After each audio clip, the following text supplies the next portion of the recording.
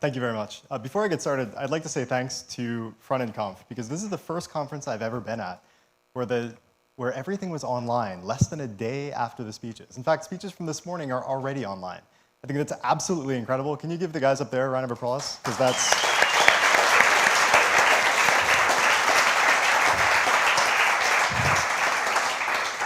blows me away. So my name is Mike West. I work at Google on Chrome. I do some stuff in Blink. I do some stuff in Chrome. If you have any questions about that, I'm happy to answer them.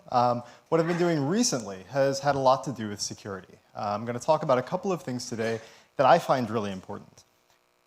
The slides are at this URL. I'm actually using them right now because my computer decided it didn't want to hook up to the network. So you can follow along with me on SlideShare. On SpeakerDeck. I stopped using SlideShare for good reasons, and I will tell you about them later. I'm on Twitter, I'm on Google+. You can find my website that I update maybe once to twice a year. It's very exciting. Very good stuff indeed. So,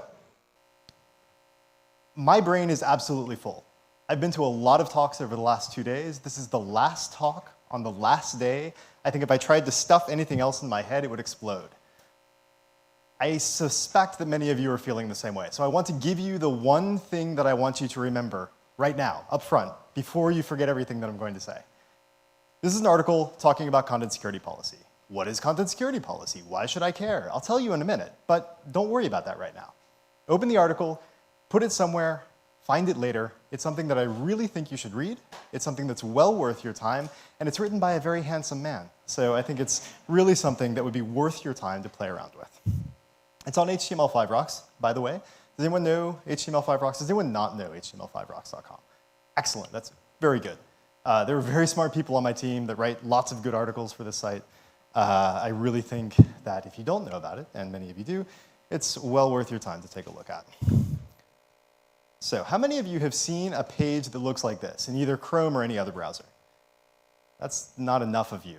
You people are browsing really boring websites. You need to go into a just completely different corner of the web. You're not going to see this from CNN.com, right? You've got to really look for it.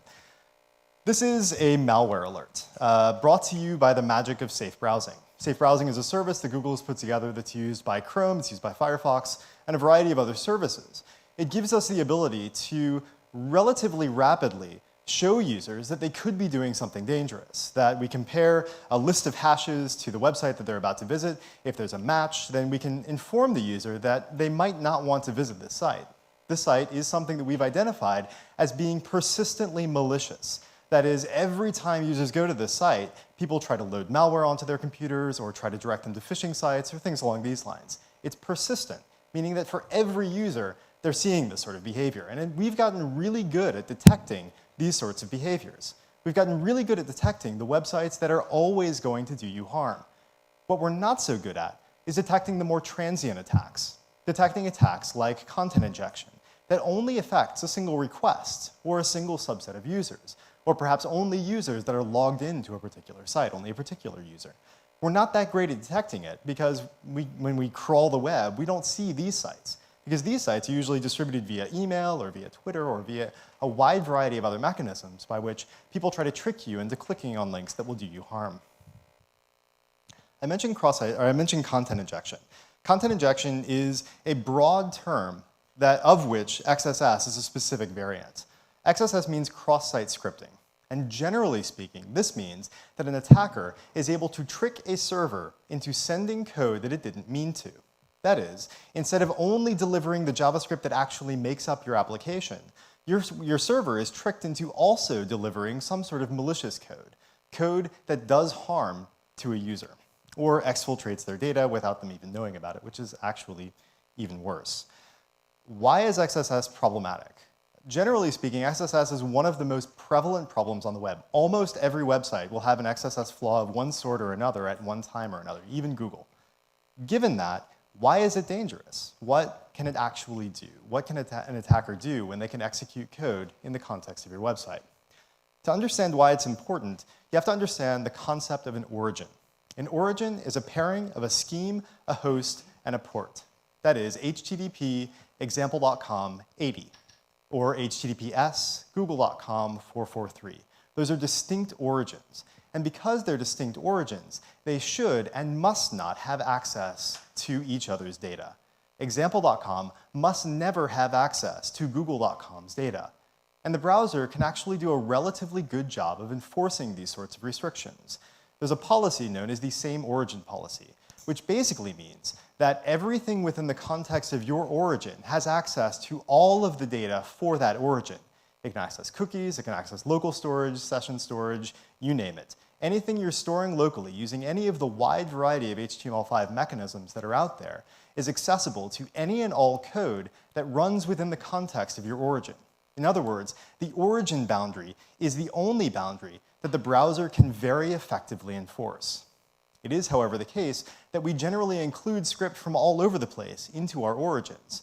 The browser allows this. The browser really likes JavaScript. And basically, any JavaScript it sees, it's going to execute. It just loves JavaScript. So every time it gets a chance to execute anything, it executes it, which is problematic, right? What's the difference between these two script tags?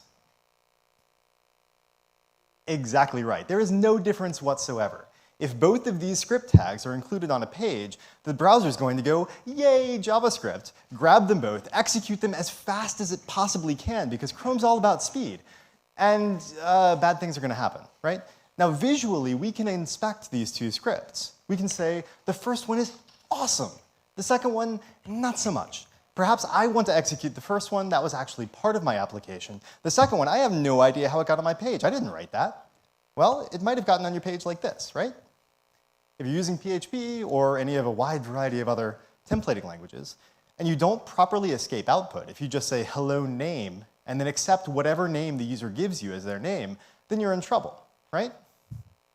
Because if the user gives you a name of script tag be evil close script tag, and you just blindly write that out, then you're doing yourself a disservice.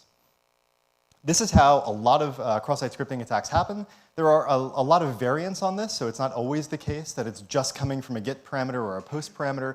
Things can be stored locally, things can be reflected from various pieces of the DOM. So attackers are really, really clever about finding holes in your site and exploiting them. How many people have dedicated members of their team working on security? That's kind of what I suspected. I guarantee you that if you have any sort of high-value data on your website, or even medium value, even low-value data on your website, there are people that are much more interested in getting access to that data than you are in protecting it.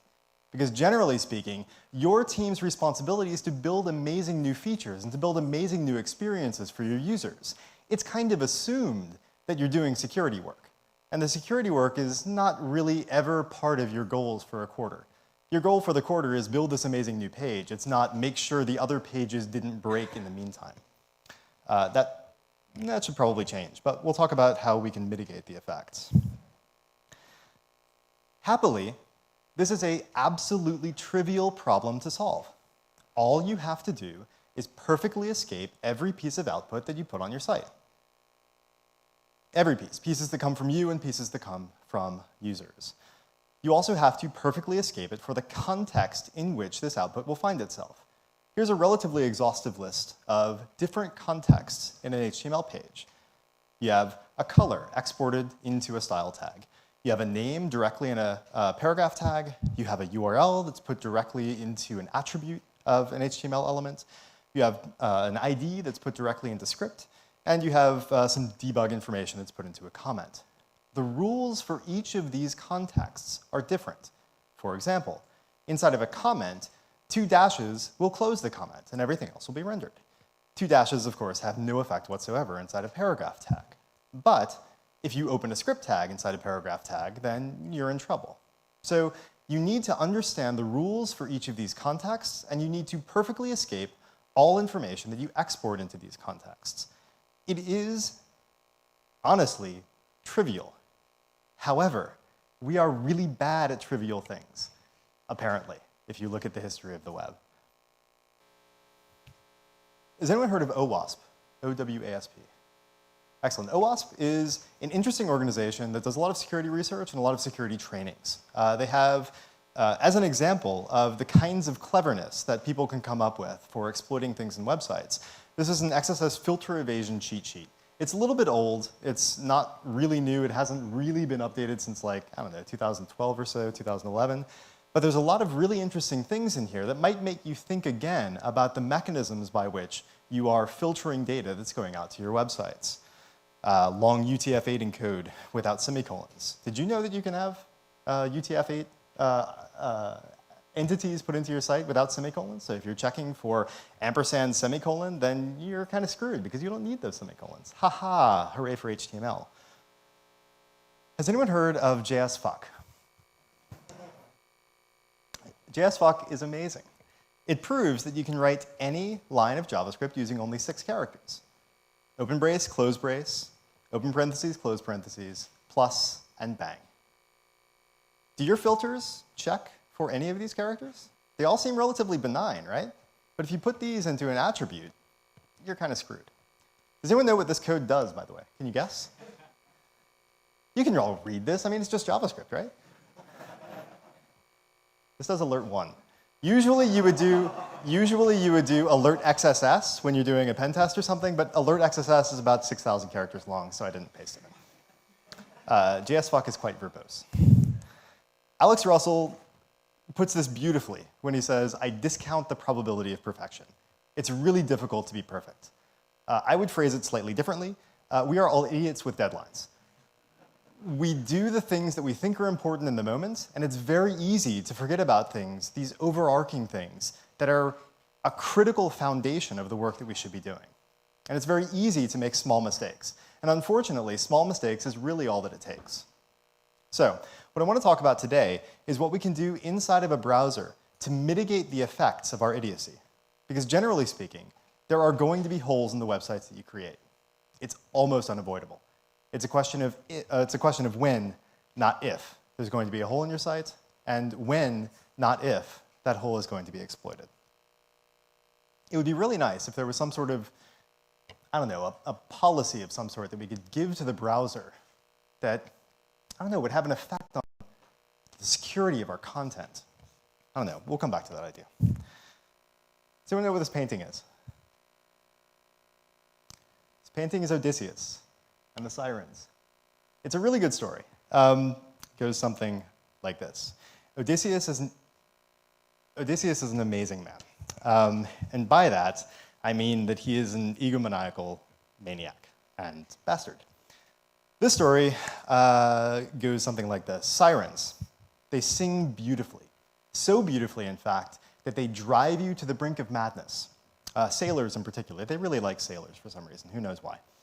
Sailors are driven to the point that all they want to do is be near this music, to hear more of the music, so they end up throwing themselves overboard whenever they sail around the island where these sirens find themselves.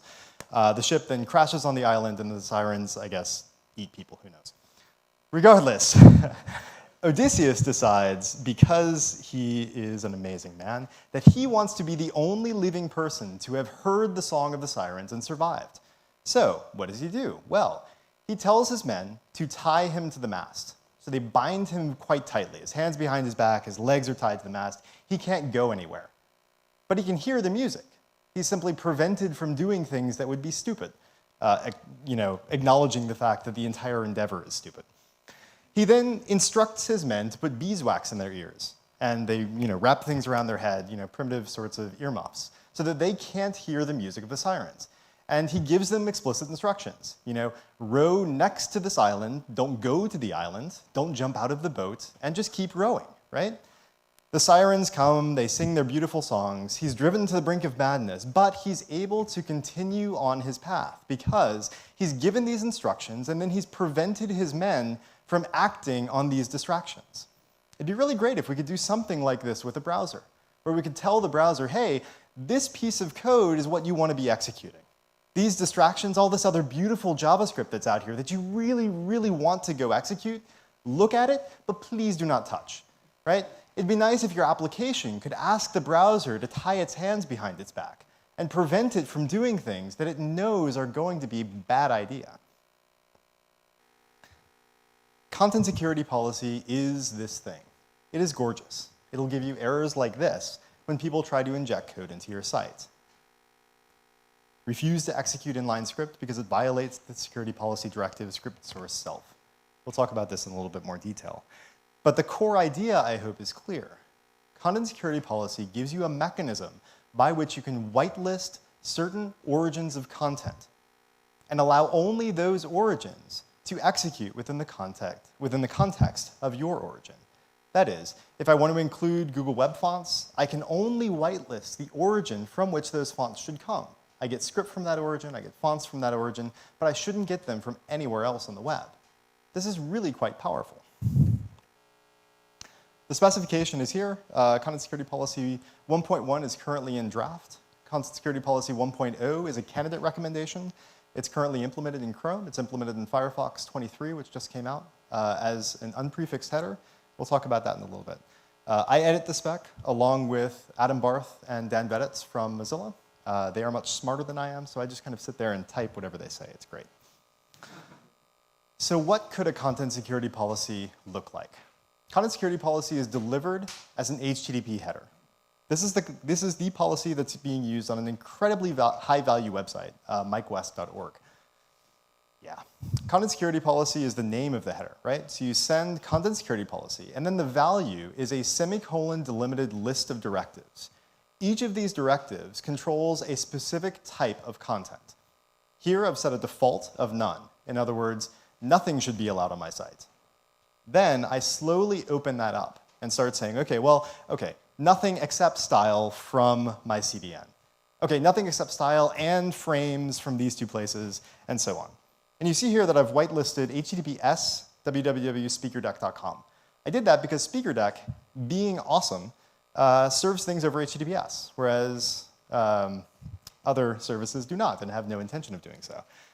This is problematic, especially if you run an HTTPS site, because Chrome and Firefox have started actually blocking HTTP content within the context of an HTTPS site. So it's really good if you run a service of any sort that you expect people to embed things on the web, serve it over SSL. If you don't serve it over SSL, slowly but surely, your options are going to be limited with regard to where that content can be embedded. Right, so style, frame, script, images, fonts, and so on. This is an exhaustive list of the directives that exist in Content Security Policy 1.0, which is currently available in Chrome. There are a couple of additional directives behind a flag in Chrome. So if you go into Chrome flags and then enable experimental web platform features, then you'll be able to start playing around with the 1.1 stuff immediately. And I'll talk about a little bit about what's new in 1.1 later, because there are like two important things, and then a bunch of other stuff that's gotten thrown in for one reason or another. What's interesting here is the last item, a report URL, or URI. Yeah, URI. What this does is actually gives you insight into whether or not you're being attacked. You can run content security policy in such a way that every time there's a violation, every time a resource is loaded an attempt to load a resource is made that violates your policy, you'll get a post message from the browser. The browser will say, hey, I tried to load this thing and I blocked it. It was on this page, it had this URL, maybe you should take a look at that, which is really quite useful if you're auditing websites. What's nice here is that you can actually run content security policy in a report-only mode. That is, it won't actually block any content on your site. What it will do instead is simply send these post messages out to your web server so that you can start cleaning up your site before you actually deploy a content security policy. What's really nice is that you can actually run both a report-only mode and an enforce mode policy at the same time. So you can have a really loose enforce policy that says HTTPS only. So I should load everything over HTTPS, and if I don't, then start telling me about that so that I can find these places on my site that need to be cleaned up. Then you can also have a report-only mode that's more restrictive, where you start saying only this origin, only that origin, no inline script, and so on. This gives you a nice mechanism by which you can start rolling this out. You start getting information about how your site's actually behaving in the wild, and it gives you a good opportunity to start cleaning up these areas that need work. If any of you have any questions, by the way, please ask. Did you have a question? Okay, I'm sorry. Anyway, you see the report information here. There are a variety of attributes. They do more or less what they say on the tin. The document URI is the document that was being attacked. The refer is the link from which the user came, and so on. The interesting bit might be the source file, line number, and column number at the end. If the violation came from JavaScript, we'll do our best to give you some context that you can actually find it again later on. But what do we do about inline script? What origin would you say that this comes from? It's not being loaded via script tag, right? It's just inline in the page. Haha, we didn't know either. So we invented one. We called it self. Basically, inline script is the biggest problem that we saw on the web. And it's the core reason that content security policy is valuable. We can instruct the browser to not to execute inline script. This means that even if an attacker can inject script into your page, they can't do anything. They've just injected text, it's not executed, which means it's not dangerous. It does mean, however, that if you have inline script in your page that you're using now, you're going to have to do a little bit of rewriting. So code that looks like this, where it defines a function inline in the page, and then has inline on click handlers or JavaScript URLs or something along those lines, would have to be rewritten something like this. So you externalize the script, you put it into an external file, you load it from that file, and then you do some DOM manipulation in order to add event listeners. Quite honestly, this is what you should be doing now. I know there are good reasons for inline script. I know there are interesting performance questions around it. Generally speaking, our approach with content security policy has been to throw the baby out with the bathwater and then to look in the water and see if we can pick the baby up. So in 1.1, we're going to be digging around in the water, and I'll show you a little bit of that in a moment. For 1.0, to get something out the door that was really valuable, we simply say inline script is banned. You can, however, turn it back on by using the unsafe inline origin. We call it unsafe inline because it's kind of unsafe, and we kind of don't want you to do it. Regardless, here's that article again. This article gives you really all of the practical detail that you're going to need in order to start implementing this on your own. I think it's well worth your time. I really believe that content security policy is one of the most effective mechanisms to mitigate the risk of cross-site scripting that's come out in the last several years. It's not perfect. There are ways to get around it. There's an excellent paper called Postcards from the Post-XSS World, where people have already started figuring out how they can attack you after you have a content security policy that bans inline script. Attackers are really, really clever, but we should make it as hard as possible for them. And I think content security policy is a great way to do that. Let's take a quick look at the 1.1 spec just so I can tell you about it. I'm in full screen mode, exciting. So I had everything open on the other machine, and then it decided not to connect. So we're going to go and see if I can remember where it is. Yeah, look at that. So content security policy 1.1. The interesting bits of content security policy 1.1 are the inline stuff. There's some discussion around the JavaScript API that might or might not go anywhere. But let's look at, oh, that's right. It used to be a separate directive, and now it's not. So we have the ability to embed nonces as valid sources of script, and I have no idea where it is. I just write this stuff. I don't know where it actually is. I mean, give me a break. How can I be expected to find anything? So, valid nonces, that sounds good.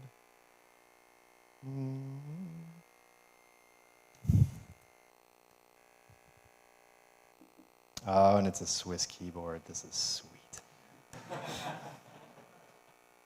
All right, you see something like this. Anyway, the idea, there are two competing ideas that we kind of don't want to implement both of them, but we want to discuss both of them.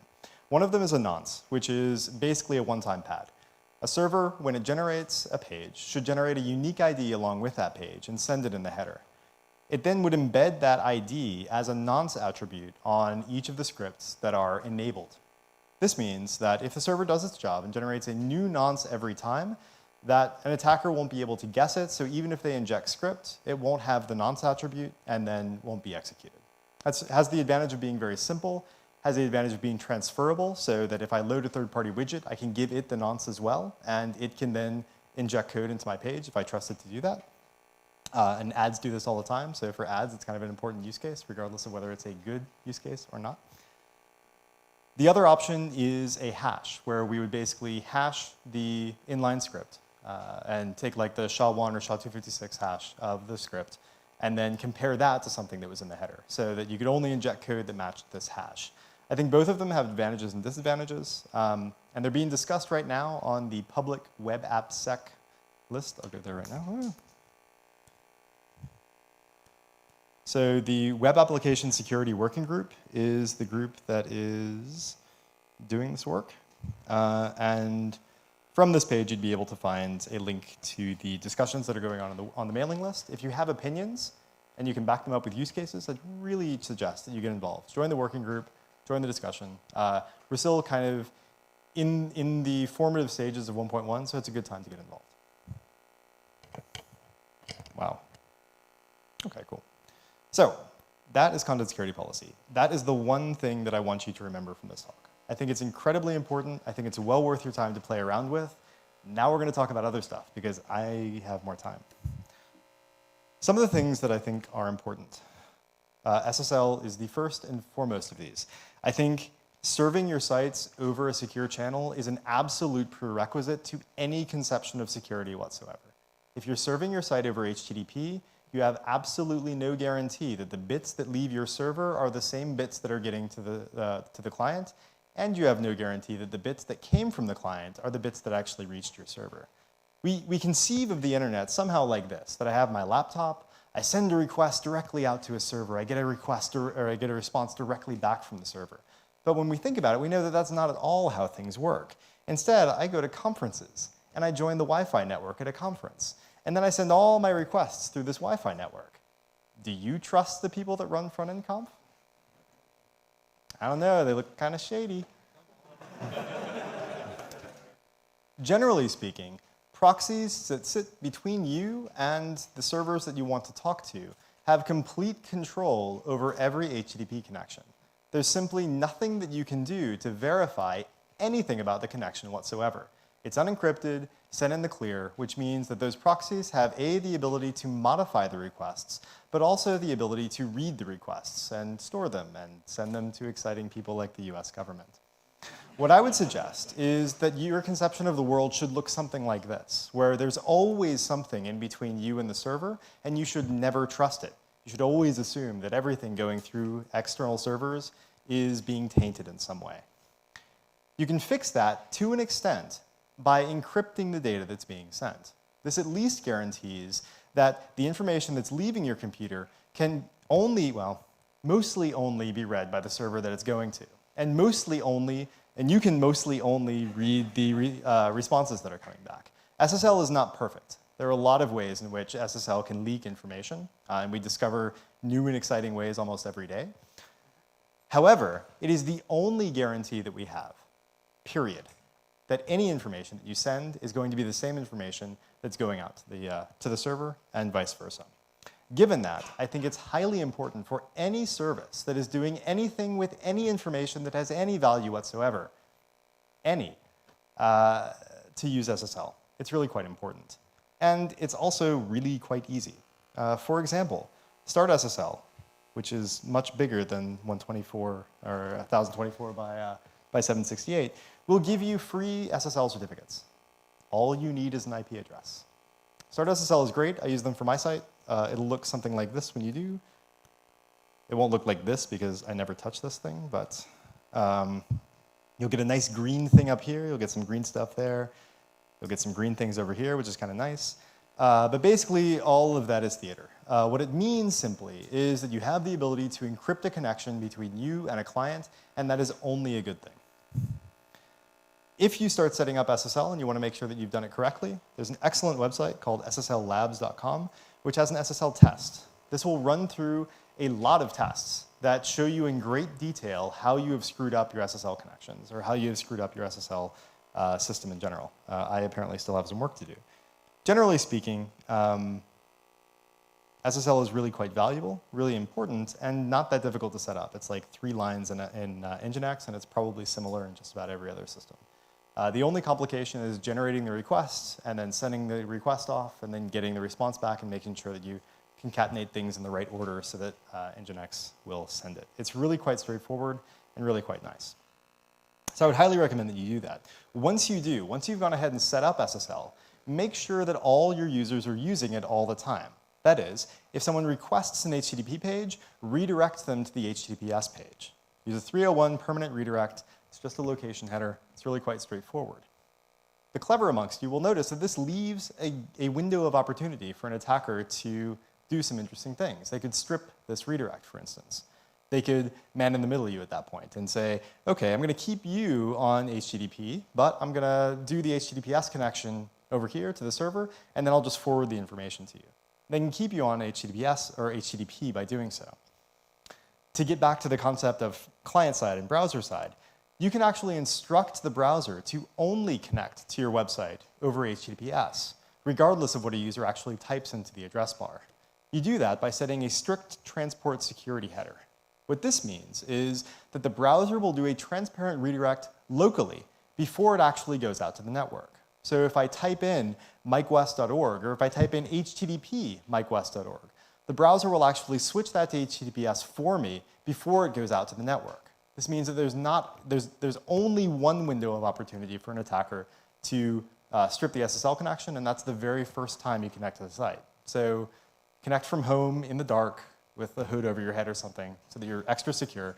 And then when you go out into the wild and dangerous world, you'll be guaranteed that you go to HTTPS and not HTTP. If you'd like to see the list of websites that is actually already set up within Chrome and within Firefox, you can go to Chrome Net Internals and check. So I can look at mikewest.org, and you'll see that it's in strict mode. It doesn't include subdomains, and there's some other stuff that I'll talk about in just a moment. So strict transport security, it's a good thing.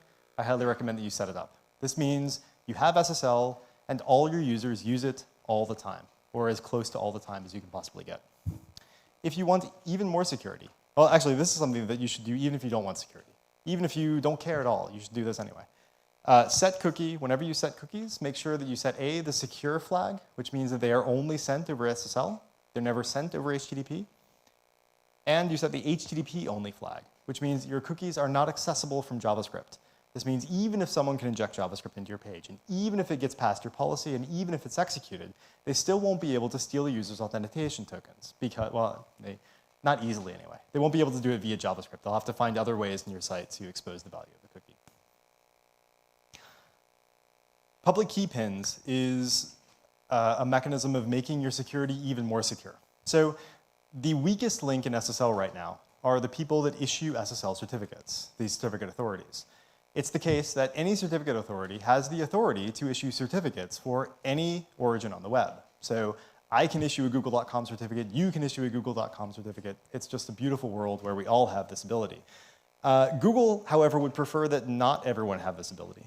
Since we can't change the CA system as it is, we can instead look to things that ensure that the certificate is only acceptable if it meets whatever requirements we set up. And in this case, public key pins gives us the ability to send a header that says, only accept certificates whose public key matches this hash. This means only accept certificates that we have signed. Not that anyone has signed, but that we have signed.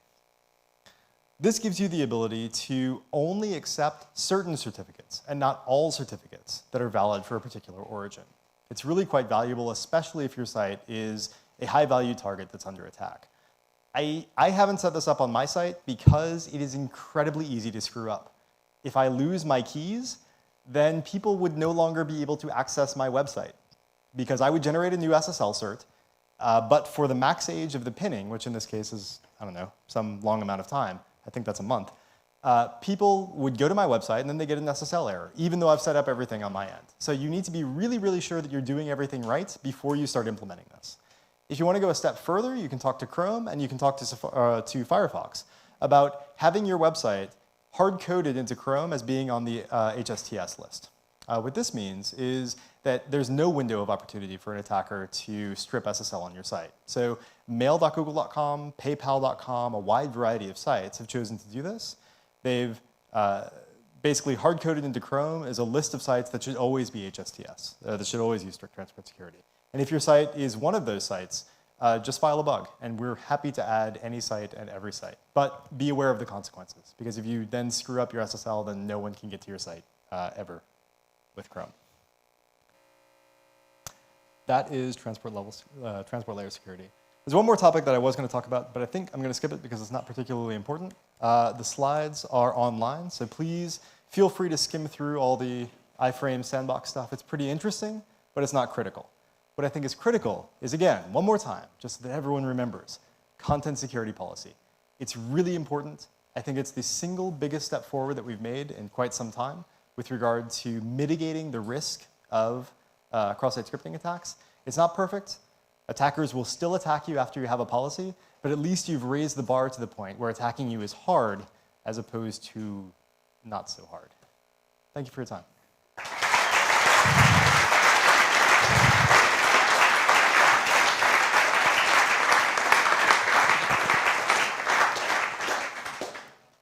If you have any questions, I'd be really happy to answer them. Yeah. I mean, maybe, depending on the question.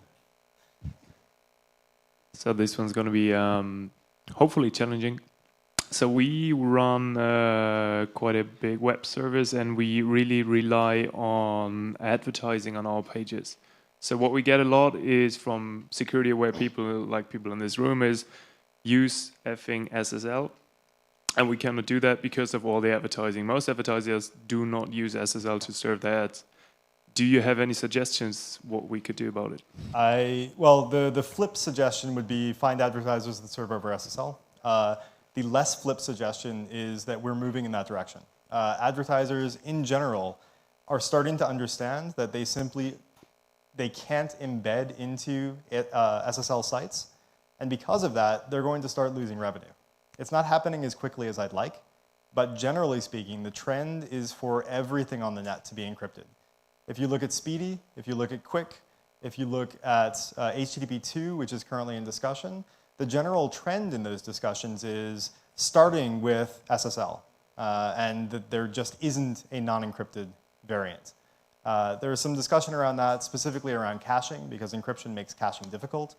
But generally speaking, the trend is towards encryption.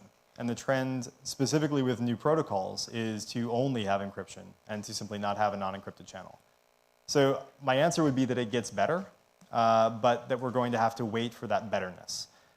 For now, I would suggest using advertisers that can serve over SSL, like Google, for instance. But generally speaking, I honestly believe that this is going to be a feature that website owners are going to start asking for more and more. And it's up to website owners and publishers to put pressure onto advertisers so that they actually start doing the right thing. Until that market pressure exists, it's going to be very difficult to move advertisers towards a more secure world. Hi, thank you for this talk. What's your opinion on these plugins that came up last year, like HTTPS everywhere for Firefox, as well as AdBlock Plus, which has been, I believe, 2 or 3 months ago in Germany. There was a big announcement of all these media sites saying to you, you have an ad blocker, please disable it, because we rely on advertising, for example. I think I guess I would say that those are two completely different questions. I think HTTPS Everywhere is wonderful.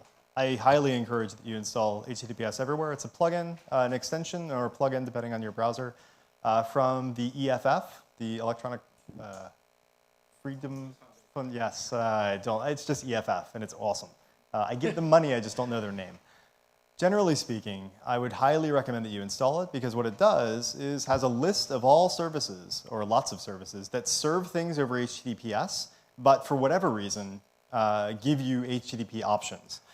It forces you onto HTTPS. So it's kind of like a client-side version of the strict transport security that we talked about. And I recommend that you install it, but understand that not every publisher actually expects you to use HTTPS, so it breaks sometimes. You have to understand that maybe for this site you have to turn it off, and it's a little bit more work, but you're certainly more secure because you're sending the vast majority of your traffic over HTTPS, and that's a very good thing. AdBlock is kind of a completely different question, and I'm going to ignore it. I won't actually. AdBlock, I don't understand AdBlock. I understand why people use it, because ads are often annoying. But for good or for ill, advertising is absolutely central to financing the web, period, whether you like it or not. Given that, I think it's problematic if a large portion of the populace is blocking ads. I'm not going to tell you to stop blocking ads, because you're not going to. But generally speaking, I think it's the wrong thing to do. I think the right thing to do is to vote with your feet And if you don't like the ads on a particular publisher, don't visit that publisher. I understand there are reasons that people use it. We talked about it yesterday or the day before. But generally speaking, I see it as really problematic. And I find it, when people complain about ads on the web, I find it unsympathetic. But of course I would, because I work for Google. So who knows? Feel free to ignore my opinion. We'll talk afterwards, okay? It's not really this topic, so we'll talk afterwards. Yeah, sorry. I quite like the reporting feature, which we saw before. But there was just a question on Twitter. Is there some way to prevent misuse? Because like the URL for reporting is then public, and basically everyone can submit anything there. So how do you detect if it's really from a browser? Or? Yeah, so First, I would suggest that you should already have things in place that do rate limiting. So if you're being DDoS, then you should have mechanisms in place, and this isn't going to make that any worse. Second, I would say that for same origin reporting mechanism, so if example.com reports to example.com, we send cookies. If example.com reports to something else, then we don't send cookies. So at that point, you can use the cookies as some sort of authentication mechanism and say that this is coming from this user. What you can also do is have a token, a CSRF token, in the reporting URL and say that for this page, you go to this URL, for this page, you go to that URL, just with GET parameters, and then verify that those parameters are actually what you expect them to be. So in the same way that you verify form submissions, you can also verify these sorts of posts. And I think that would take care of most of the mechanisms.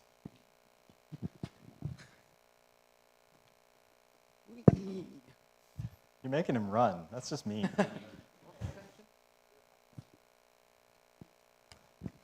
Always about full HTTPS. What's its impact first about SEO? How Google look about HTTPS full website have an impact?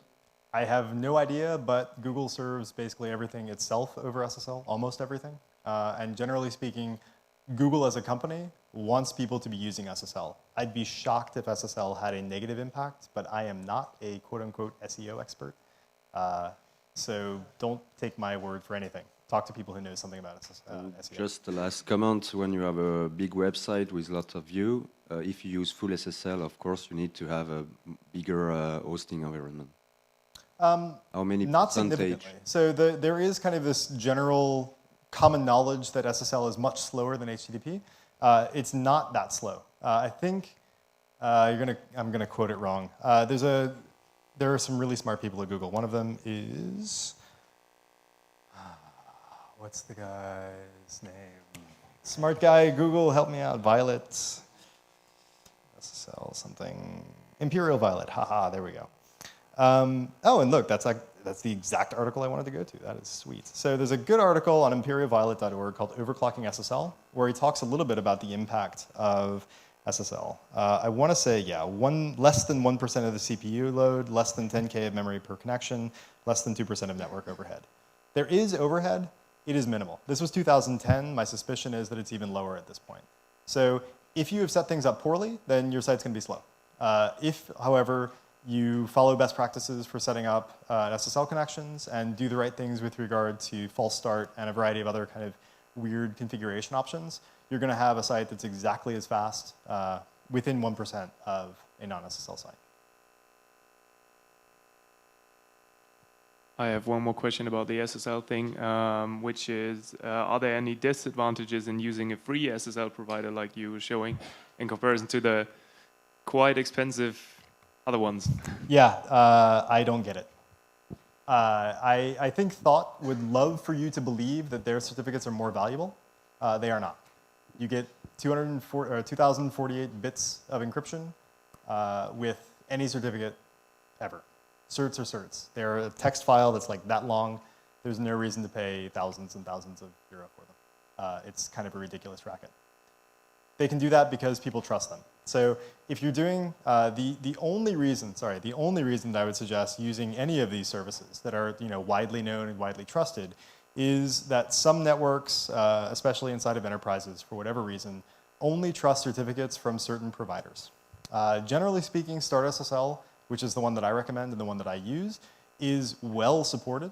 across the world, but you would have to test in the specific enterprise whether they've, for whatever reason, disabled certificates from people other than like the 2 CAs that they trust. So the only reason it's valuable is because it's a racket.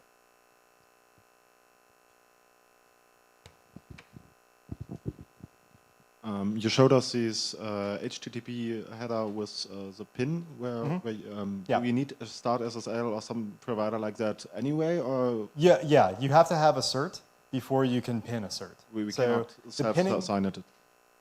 You can self-sign it and you can pin a self-signed certificate, but the browser isn't going to trust that anymore. There's been some discussion around making self-signed certificates less terrible in terms of their presentation, but I don't think that's going to roll out to the web.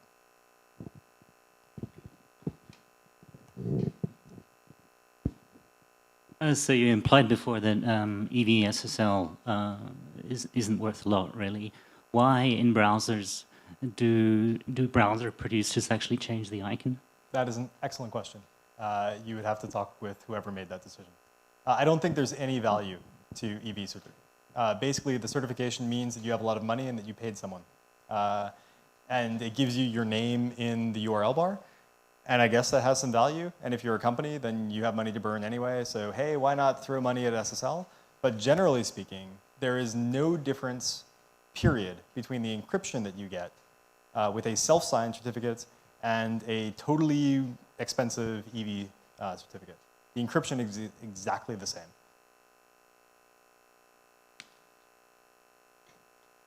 Great. Thank you very much. If you have any questions at all,